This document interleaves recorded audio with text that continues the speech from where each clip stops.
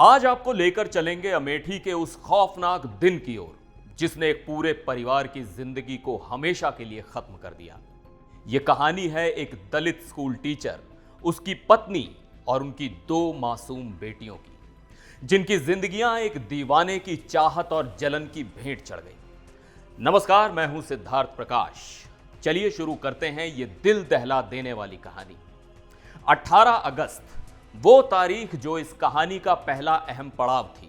34 साल के सरकारी स्कूल के शिक्षक सुनील कुमार को इस दिन पता चला कि उनकी पत्नी पूनम भारती किसी और से वीडियो कॉल पर लगातार बात कर रही हैं। वो शख्स कोई और नहीं बल्कि 26 साल का चंदन वर्मा था। और जब सुनील को यह राज मालूम पड़ा तो उन्होंने तुरंत कदम उठाया। सुनील ने अपनी पत्नी से कहा कि वो चंदन के खिलाफ SC/ST एक्ट के तहत रायबरेली पुलिस में शिकायत दर्ज कराए। FIR में साफ तौर पर लिखा गया कि अगर उनके परिवार को कुछ भी होता है तो इसका जिम्मेदार सिर्फ और सिर्फ चंदन वर्मा होगा। लेकिन चंदन कहां रुकने वाला था? पुलिस के मुताबिक पूनम का पिछले 18 महीने से चंदन के साथ अफेयर था और जब पूनम ने चंदन से दूरी बना ली तो उसकी दीवानगी और बढ़ गई। 12 सितंबर को चंदन ने अपने व्हाट्सएप के बायो पर लिखा, 5 people are going to die, I will show you soon। यानी 5 लोग मरेंगे, जल्दी ही दिखाऊंगा। सुनने में शायद यह किसी फिल्म का डायलॉग लगे, लेकिन यह असली जिंदगी थी।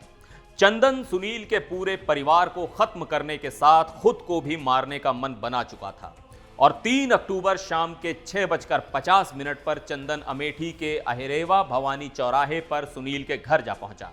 बाइक पर सवार होकर चंदन आया, बच्चों को 10-10 रुपए वाली चॉकलेट्स दी और घर के अंदर घुसते ही उसने बहस शुरू कर दी। बहस इतनी बढ़ गई कि चंदन ने पिस्तौल निकाल ली।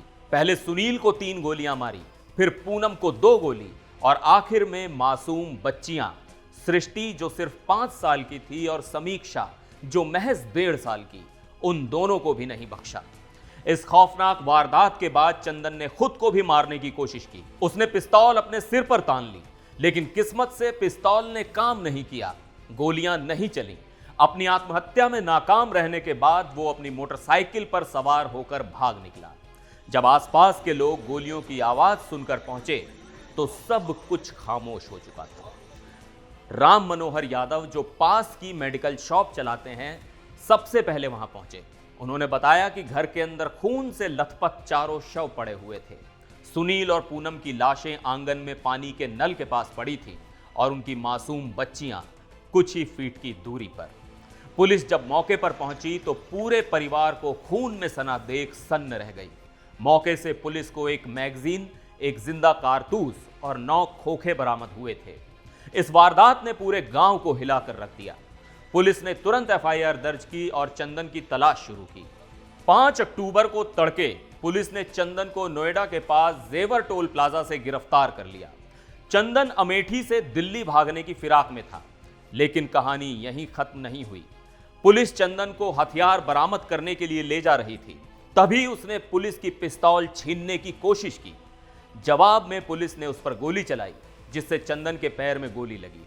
पुलिस ने उसे गिरफ्तार कर लिया और अब वो अस्पताल में इलाज के दौरान अपनी सजा का इंतजार कर रहा है।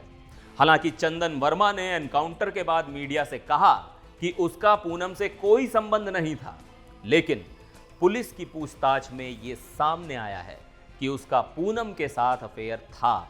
रायबरेली सदर कोतवाली पुलिस की पूछताछ में चंदन के एक जिगरी दोस्त ने बताया कि वो पूनम से शादी करना चाहता था।